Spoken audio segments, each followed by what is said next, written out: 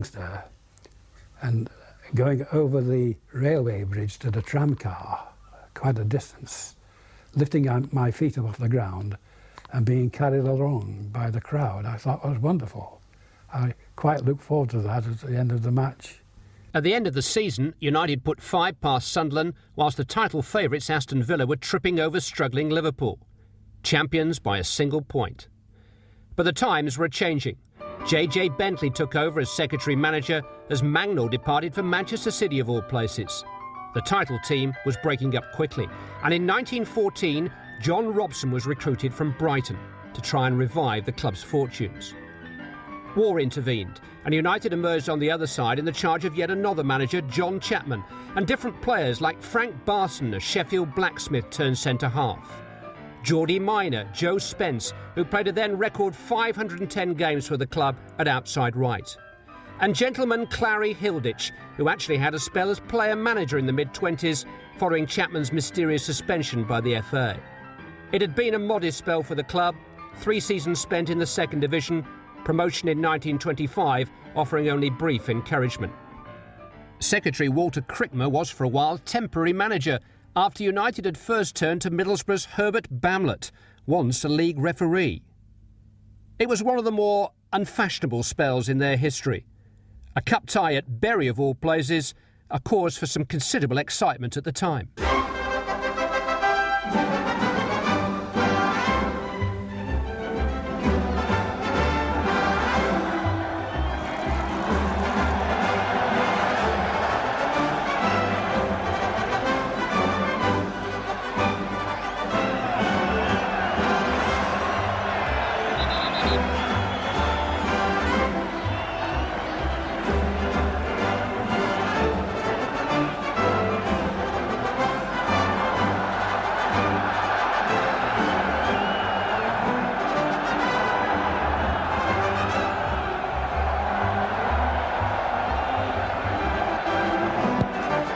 The 1930s were a decade of depression for United. After losing their first 12 games of the season, they plummeted back into Division 2. The supporters had seen enough. They vowed to boycott the home match with Arsenal. 3,000 or more squeezed into a public protest meeting. For the final fixture of that relegation season, less than 4,000 turned up at Old Trafford. But again, there was a man for the crisis. James W. Gibson, a textile magnate who pledged more than £30,000 to save United from going to the war. Acrimoniously, he swept aside the old board of directors and became chairman himself, currying favour with press and public alike and launching an appeal for a further £20,000 in return for a guarantee of a fresh start for the club. Just as J.H. Davis had saved the day 30 years earlier, J.W. Gibson emerged as United's knight in shining armour. For the long-suffering fans, anyone would do. But it got worse before it got better. Relegation had become an occupational hazard, and despite the appointment of Scott Duncan as manager, the class of 1934 actually flirted with demotion to the 3rd Division. Only victory away to fellow strugglers Millwall could spare them from the trapdoor. Goals from Tom Manley and Jack Cape were amongst the most vital in the club's history. United stayed in the 2nd Division, but in the very same week, City, with one Matt Busby in their team, were winning the FA Cup.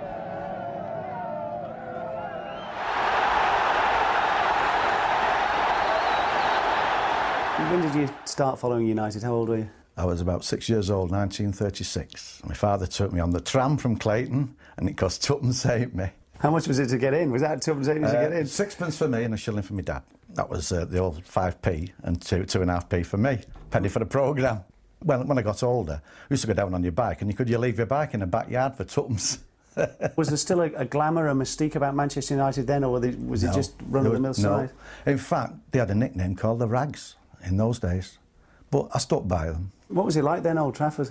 Well, it was nothing like it is today. I mean, the crowds was roughly about 20,000. The atmosphere is totally different. I mean, there's no singing and chanting, and rattles, of course. And I was a Stretford ender from being 6. Really? Yep. They used to toss up, and United attacked the Stretford end first half.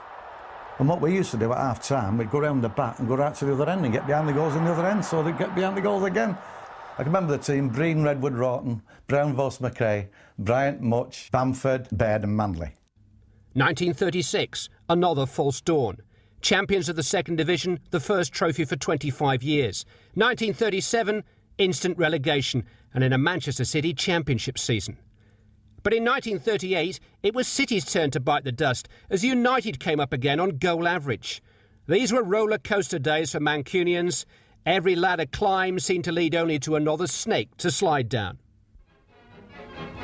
Arsenal in white shirts came out first at Highbury for their tie against Manchester United, and as the visitors took the field, they little knew what was in store for them. Weather conditions were appalling, but the cup holders took no account of that, nor did the spectators. The first goal came from Bastin, after a clever movement on the wing. Soon after that first blood came an unlucky incident for Manchester. Brown, trying to clear, sent the ball through his own goal, and Arsenal eventually won 5-0. But new faces were coming into the side who were here to stay. For the princely sum of £250, Johnny Carey from Dublin. From Bournemouth, 19-year-old gunner Jack Rowley, a prolific goalscorer costing £3,000. Into the team at the tender age of 17, Stan Pearson, a boyhood fan from Salford. And big Allenby Chilton from County Durham, who made his United debut on the day before war broke out in 1939. The flames of war eat at the heart of Manchester. In one of the fiercest raids of the German blitzkrieg on Britain, a storm of bombs wreaked havoc in this proud city. But they leave it a prouder city still. Manchester will remember the horrors of that attack as long as the heart of the North continues to beat. But she will remember its glories too. The selfless service and dauntless courage with which her people met their hour of trial. March 1941, and German bombs aimed at the Trafford Park industrial estate blitzed the United ground. It would be 8 years before football could be played there again. Manchester's bomb-scarred Old Trafford ground. Home of great matches of the past, Old Trafford reckons on a bumper coming season for Manchester United. And way up on the terraces, the wartime weeds haven't long to live. In the interim, United came to an agreement with their neighbours to play their home matches at Main Road, paying City around £5,000 a year for the privilege. It was here, on enemy territory, that a United dynasty was born.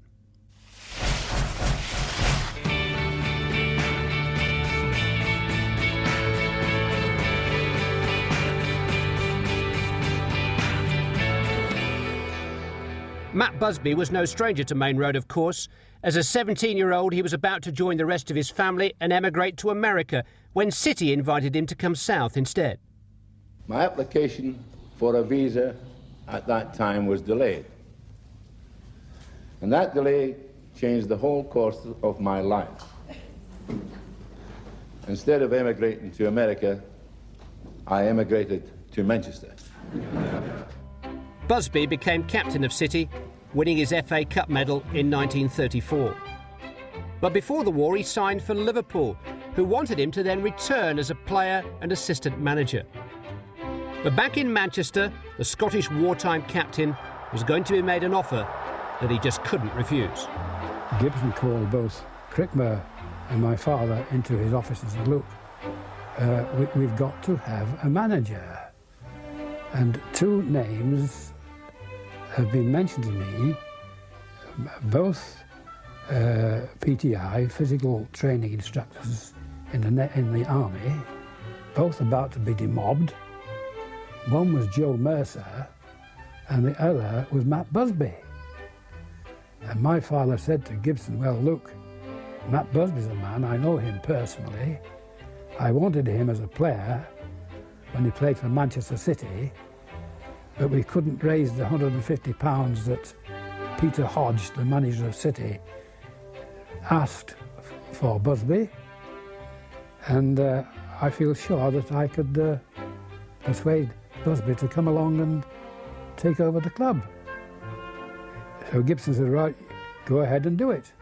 And so on the 19th of February 1945, Company Sergeant Major Instructor Matt Busby put pen to paper. At 34, he inherited a First Division club with no ground, no training facilities and debts of £15,000. His first critical signing was a former Welsh schoolboy international named Jimmy Murphy, who Busby had heard addressing soldiers in northern Italy during the war.